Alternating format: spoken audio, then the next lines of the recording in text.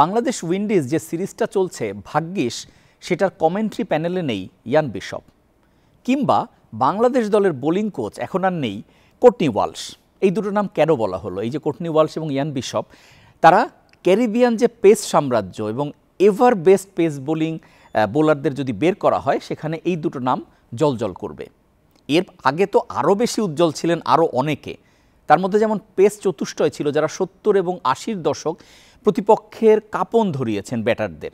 তারা কারা ছিলেন? Michael holding, Colin Croft, Andy Roberts, Joel Garner.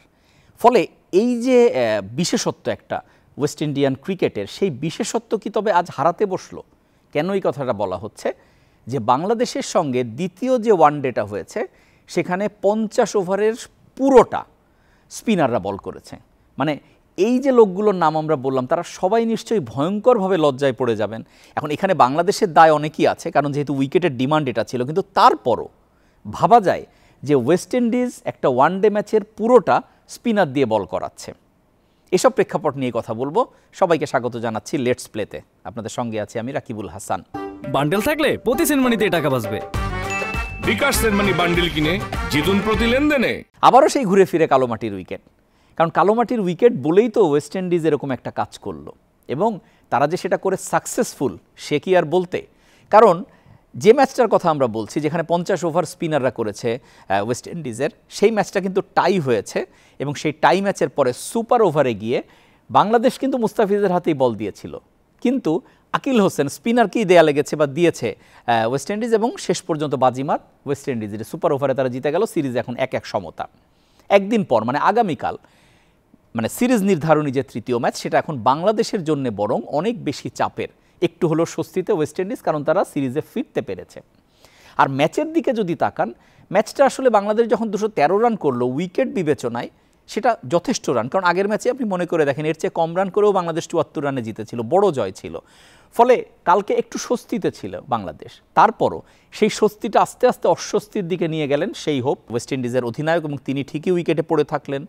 তিনি থাকা মানে একটা হোপ থেকে যাওয়া, নাম তার সেই হোপ, এবং বললাম হোপ থেকে যাওয়া মানে আশা থেকে যাওয়া, এবং তিনি সেটাই করলেন, শেষ পর্যন্ত থাকলেন।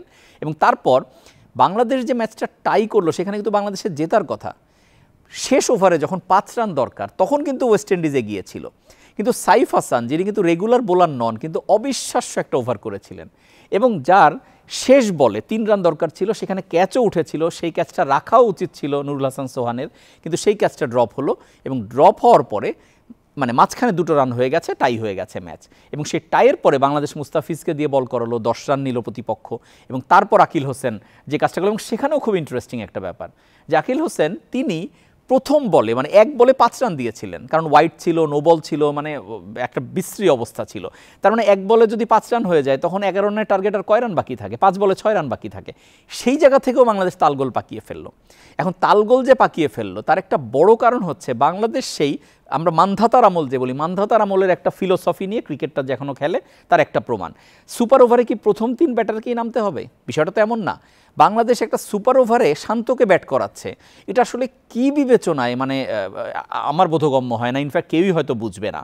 ঠিক একইভাবে সৌম্য এবং সাইফ, সৌম্য যদিও কালকে খারাপ ব্যাট করেছেন, একটু কম স্ট্রাইক রেটে ব্যাট করেছেন, তারপরও সৌম্যর ক্যাপাবিলিটি আমরা জানি বলে তাকে রাখা যায়, কিন্তু তাই বলে শান্ত যে জায়গাটা যেই বাংলাদেশ শেষ পর্যন্ত হেরে গেল এবং সিরিজের সমতা।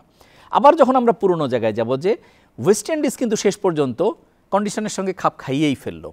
তাদের স্কোয়াডে মানে অকেশনাল যে স্পিনার তাকেও তারা 10 ওভার বল করিয়ে সাকসেস নিয়ে এসেছে, এবং যে 11টা খেলিয়েছে ওয়েস্ট ইন্ডিজ সেখানে কোনো স্বীকৃত পেস বোলার ছিল না, 2জন পেস বোলিং অলরাউন্ডার ছিল, একজন রাদারফোর্ড এবং আরেকজন গ্রেপস।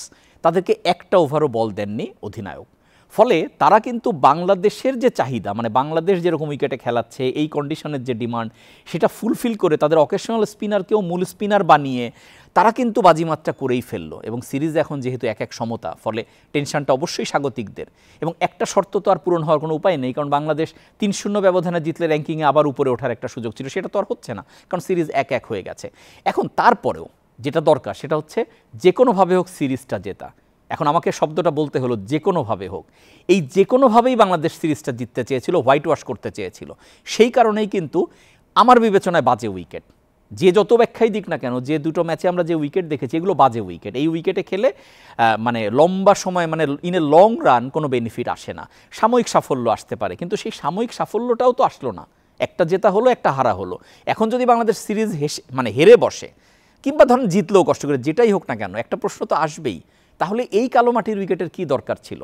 আমি যদি এইভাবেই কষ্ট করে সিরিজ জিততে হয়, অথবা যদি সিরিজ হেরে বসতে হয়, যেটাই ঘটুক না কেন, তাহলে আর আমার এরকম উইকেট বানিয়ে লাভটা কি? তার তুলনায় স্পোর্টিং উইকেট বানিয়ে পরীক্ষাটা ভবিষ্যতের জন্যে নিজেকে তৈরি করার পিছনে ব্যয় করলেই তো ভালো হতো না?